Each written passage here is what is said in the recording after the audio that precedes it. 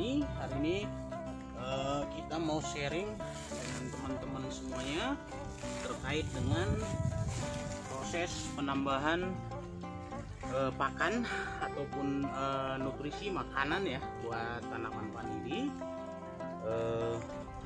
Dan ini kondisi hujan sekarang ya, dan vanili kita juga sedang memasuki masa pembuahan ya, bunga yang sedang mekar juga tunas ya yang sedang keluar lumayan banyak, sehingga menurut kita perlu melakukan antisipasi.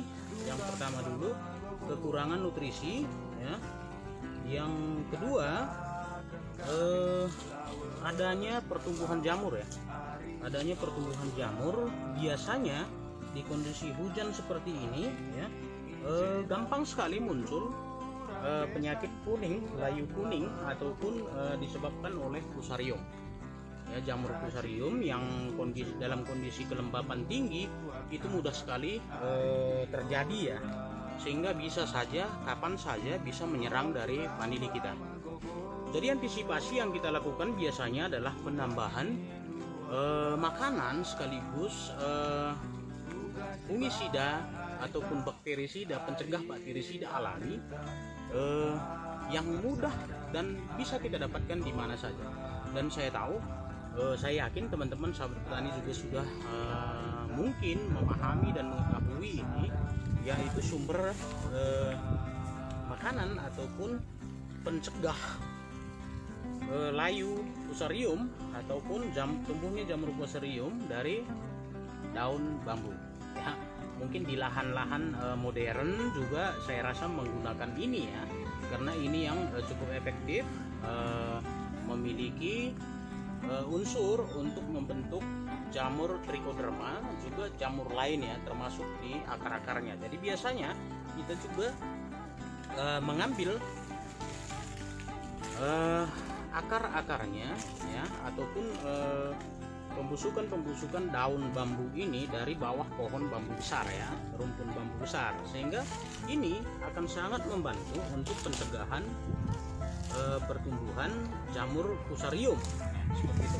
Sekaligus ini juga akan menjadi nutrisi bagi tanaman kita. Nah, jadi di sini seperti biasa mungkin teman-teman sudah sering melihat video kita di channel kita. Kita menanam vanili itu secara konvensional ya. Kita menanam secara konvensional di lahan lahan coklat ya atau kakao, sehingga dua tanaman ini sekaligus akan lebih produktif lagi. Dari masalah kakaonya juga tidak ada masalah ya, dia semakin subur juga termasuk di vanili kita ya.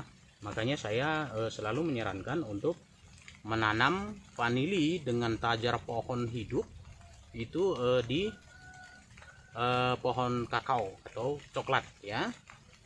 Itu akan sangat membantu kita dengan menambah penghasilan ya, pendapatan ataupun menambah hasil panen kita, selain daripada tanaman coklat atau kakao yang selama ini sudah kita tanam seperti itu ya. Bisa saja teman-teman melakukan penanaman vanili dengan tajar modern ya, yang banyak sekarang dikembangkan oleh teman-teman kita. Tentunya harus memiliki modal yang cukup besar. Namun kita petani kecil ya, ketika melihat proses penanaman ataupun modal yang tinggi, kemungkinan itu akan mengurungkan niat kita.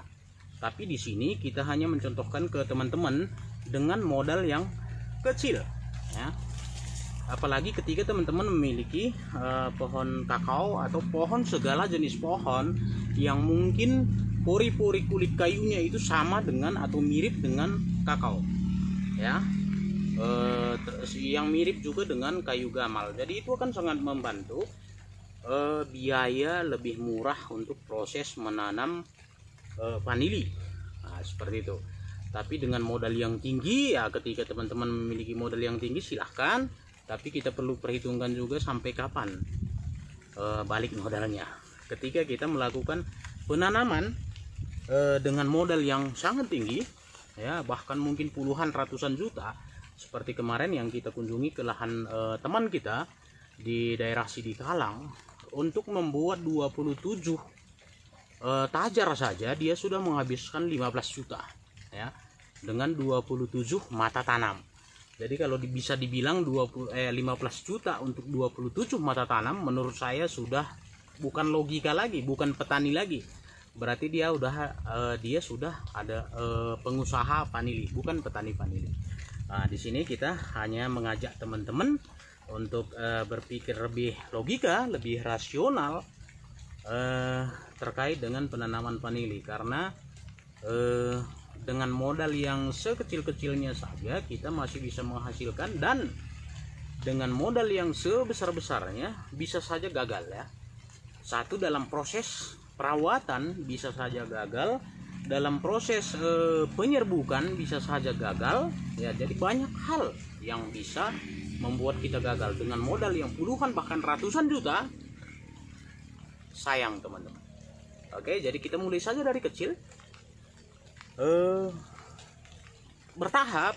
Ketika kita sudah memiliki pengetahuan, pengalaman yang paham, sudah fasih bertani vanili, budidaya vanili, ya kita bisa mencoba untuk skala yang lebih besar dengan modal yang lebih tinggi. Oke, jadi di sini saya hanya ingin mengingatkan ke teman-teman terkait dengan penambahan nutrisi dengan humus hutan yang berasal dari pohon atau daun-daun bambu, juga akar-akar bambu ya. Ini sudah diteliti bahwa di akar ataupun di bawah rumpun bambu itu sangat banyak sekali bakteri yang bagus untuk perbaikan tanah kita, termasuk khususnya trichoderma ya, bersumber dari akar bambu ataupun daun-daun bambu itu sangat banyak sekali, sangat tinggi. Jadi itulah kita manfaatkan di sini, kita bawa ke lahan kita, walaupun kita sebenarnya beli juga ini ya, kita beli juga, cuma inilah yang paling murah, yang paling aman menurut kita untuk bisa mengendalikan jamur fusarium. Oke, jadi untuk melakukan penambahan cukup saja di bawahnya, di sekitar daerah daripada tanaman vanili kita bisa kita tambahkan ya teman-teman ya. Simple saja caranya, dengan cara biasa ya. Ini akar, teman-teman bisa lihat nih, akar daripada vanili kita dengan jarak yang sekitar 1 meter sampai 2 meter bahkan 3 meter kadang-kadang ya. Kita cukup menaburkannya saja di sekelilingnya ya, menaburkannya saja, sehingga ini cukup efektif untuk melindungi tanaman kita dari serangan fusarium, apalagi khususnya di kondisi musim hujan ya, musim kelembapannya tinggi ya. Dan ingat teman-teman untuk melakukan pembersihan ya, cukup sedikit-sedikit saja pada musim hujan khususnya. Jangan terlalu memaksa untuk mencabut rumputannya ya, karena takutnya nanti akan terganggu ke. Nah, ini contohnya, ini akar berada di atas ya teman-teman. Akar vanili itu berada di atas, bukan di bawah. Ini akarnya semua, teman-teman bisa lihat nih. Nih. Nah, ini akar vanili semua. Di bawah daun-daun ini. Nah, ini dia. Ya. Ini adalah akar pencari makan ya. Ini adalah akar pencari makan yang sangat aktif, akan menjangkau makanan dimanapun itu mereka akan kejar ya. Itu dia. Jadi dengan pembersihan seperti itu ya, teman-teman bisa menambahkan di atasnya dengan menutup, tutupin saja akar-akar tadi. Ingat, batang atau daun jangan sampai tertutup, itu akan menambah pembusukan ya. Jangan sampai tertutup, biarkan saja terbuka, namun di dekatnya kita taruh daun bambunya.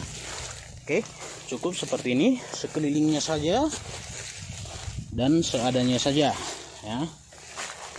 Apalagi kondisinya saat berbuah ataupun berbunga ya. Ini batang-batang yang rumput-rumput seperti ini kita cabut. Ini memang kemarin karena musim kemarau sebelumnya kita tidak berani membersihkan ya, karena takutnya akarnya seperti tadi muncul semuanya, sehingga itu akan menjadi terganggu ya. Nah, ini akarnya teman-teman bisa lihat. Nah, akarnya di atas ya teman-teman, bukan menancap ke bawah. Jadi itu yang perlu kita pahami, perlu kita antisipasi. Jangan sampai ketika kita berencana memberikan nutrisi, tetapi ternyata merusak. Nah, ini pelan-pelan kita cabut. Ini rumput-rumputan seperti ini sebagai saingan juga ya bagi tanaman kita. Nah, ini pun perlu kita buka batang yang tertutup selama ini, sehingga nanti dia terkena sinar matahari dan dia lebih aktif lagi, jadi tidak ada terjadi pembusukan. Oke. Nah, jadi ini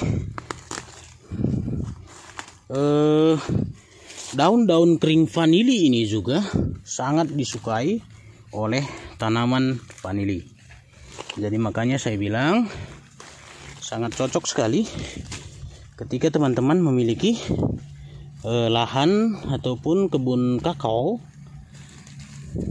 yang belum ditanami apa-apa di bawahnya, tanamlah vanili. Anda tidak akan rugi. Nah, jadi ini akar semua di atas ya teman-teman semuanya. Ini akar. Nah, makanya saya sangat melarang teman-teman petani vanili untuk melakukan penyemprotan dengan herbisida atau racun rumput ya. Kita hanya terpikir akan membersihkan sekitarnya, tetapi ternyata dengan tidak sadar, dengan tidak sengaja, kita sebenarnya membunuh akar-akar yang di atas sini. Dengan terkena herbisida, kita yakin tanaman vanili kita akan terpengaruh ya, akan teracuni, sehingga kita kaget ketika misalnya tiba-tiba rumpun vanili kita atau batang vanili kita itu membusuk, menguning, tetapi kita tidak tahu kesalahan kita di mana. Seperti itu. Jadi perlu dipelajari sifat-sifat dari tanaman vanili. Nah, ini dia sabut ataupun kulit kelapa ya. Nah, ini pun sangat disukai. Kita biasanya menambah juga coco fiber ya. Itu memang belum kita taruh. Ini kemarin sudah kita bersihkan, baru kita taruh coco fiber ya. Ini juga sangat disukai oleh vanili. Ingat, jangan tertutup batangnya, tetapi buatlah di dekatnya. Nah, seperti ini saja teman-teman. Batangnya jangan sampai tertutup ataupun daunnya. Kita tutup akarnya tadi. Kita langsung kasih makan makanan tambahan yang sangat-sangat disukai oleh vanili. Ini ingat, batangnya jangan tertutup ataupun akarnya jangan sampai tertutup. Kita buka saja agar matahari juga masuk. Itu juga akan sangat membantu untuk menghancurkan atau membunuh patogen. Ini akarnya. Nah, kita taruh di sekitarnya. Daunnya kita angkat ke atas. Ini dari humus hutan di bawah pohon bambu. Jadi daun bambunya semua yang sudah membusuk kita bawa ke lahan kita. Jadi sumber trichodermanya kita bawa nih ke lahan kita langsung. Oke, simpel ya sahabat petani semuanya, cukup gampang, cukup mudah, tidak ada yang terlalu sulit ya. Inilah cara untuk penambahan makanan ya, makanan di petani vanili konvensional yang di lahan pertanian, bukan greenhouse. Kita tidak punya modal untuk membuat greenhouse. Jadi dengan perawatan ini secara berkala dalam waktu minimal 6 bulan sekali, sebagusnya 4 bulan atau 3 bulan sekali, ini akan sangat membantu tanaman vanili kita untuk bisa memproduksi lebih bagus lagi. Di samping itu sahabat petani, ketika kita melakukan penanaman dengan menggunakan tajar kakao, hasil kakao kita akan luar biasa lagi ya. Jadi tidak ada salahnya, tidak ada ruginya ketika kita menambahkan sedikit saja nutrisi tambahan atau makanan yang berasal dari humus hutan dan kita ambil dari bawah pohon bambu. Jadi fungsinya sebagai fungisida alami, bakterisida alami yang secara perlahan berkembang biak di lahan kita dan akan sangat membantu perbaikan dari lahan kita, juga sangat membantu melindungi dari vanili kita terhadap serangan fusarium, juga menambah perbaikan ataupun makanan buat kakao sebagai lanjaran ya, atau tempatnya berteduh, tempatnya nempel. Ini dia coklatnya juga produksinya semakin naik, semakin bagus. Sementara untuk vanilinya juga ya lagi berbunga, jadi udah double 2 penghasilan. Itu mungkin untuk tahapan perawatan dalam hal pemberian tambahan makanan untuk tanaman vanili kita yang kita tanam di lahan konvensional dengan menggunakan tajar kakao atau coklat. Oke, itu mungkin sahabat petani vanili pemula. Semoga bermanfaat. Jangan lupa subscribe channel kita, like, share, dan komen juga untuk lebih memberikan semangat buat kita untuk tetap membuat video-video yang bermanfaat buat kita semuanya.